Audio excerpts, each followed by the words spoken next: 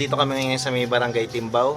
Pinunta namin yung dalawang senior dito para tignan natin kung mabigyan natin ng konting tulong.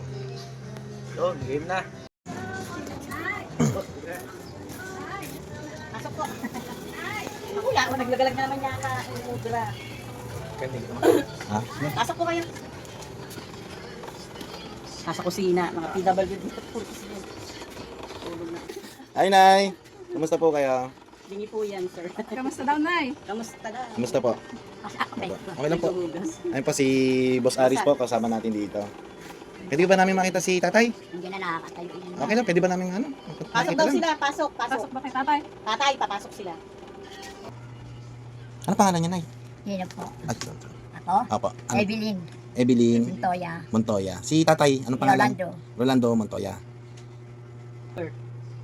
Ayan, shoutout nga pala kay Queenie. Siya yung siya yung nag-ano sa atin, na nag-report dito na kailangan natin tulungan si nanay at si tatay.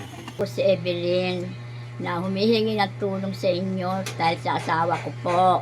Kaya may sakit siya. Matagal na po siyang may sakit. Nagtitiis lang po yan.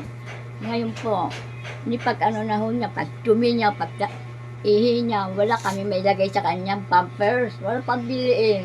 Kaya kung pinaproblema ko dyan. Kaya minsan nahihiya ako pag may tao rito. Mangangamoy siya dyan sa ihi niya, sa dumi niya. Yan ang problema namin. Hindi ko nga siya mabigat eh. Hindi ko mabuhat. Minsan yung anak ko, yung apo ko, kahit po, ano siya sa trabaho, samantala, ay nag-aaral yun eh. Ay, tumutulong muna na, wala pa silang pasok. Ngayon po, ako nahihirapan kasi ako nag-aaral sa kanya eh. Mag-ano sa kanya, magtayo, iihi siya. Natutumba ho yan, nahihirapan po ako. Kasi lang po, ayan ang pinaproblema ko dyan. Hindi ko nga alam po anong gagawin ko eh. Kung anong dapat kong ano sa kanya eh. Ano ba dapat ano dyan? Nakahiga lang ba siya yung nakaupo sa ano?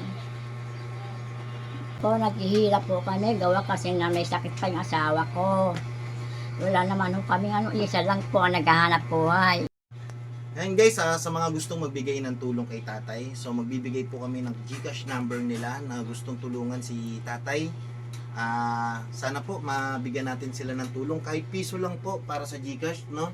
Pagkaisahin natin, siguro naman hindi na masakit ang piso para kay tatay sa pambili nila ng pampers at mga gamot nila. Yun lang po. Ay tay, may surprise kami sa inyo tay. Wait lang ha. Ay nay. Ay si nanay. Nay, konting tulong lang to nay ha. Tapos hihingi tayo ng tulong sa ating mga followers, no? Ayan po, meron po tayong pinagsamahan namin ni Boss Aris. Bigay po kami ng tag 5 kilong bigas para po kay tatay. Ayan po, kasama si Boss Aris. Tapos meron na rin kami tinapay dito. Tapos isang tray na itlog. Ayan. Guys, may mga gusto pang tumulong kay tatay ha. Magbibigay ng GCash number sila tatay para dun sa kanyang pambili ng mga pampers o tsaka sa mga pangangailangan nila. Sana guys, mga tulong tayo kahit papiso-piso lang sa GCash nila. Tapos yan ganun, may mga noodles pa dito na yun. Ayan, may noodles, kape, tsaka mga sardinas. Pagpasensya nyo po muna itong aming tulong, no? At sana matulungan din tayo ng ibang mga followers namin ni Boss Aris. Ay tay, kamusta po? Nakikita mo po ba? Nararamdaman nyo po ba na meron kayong pagkain ngayon? Oo. Yun. Sinabi niya. Opo, meron kayong pangsaing na. May pangsaing na po kayo at saka pang ulam.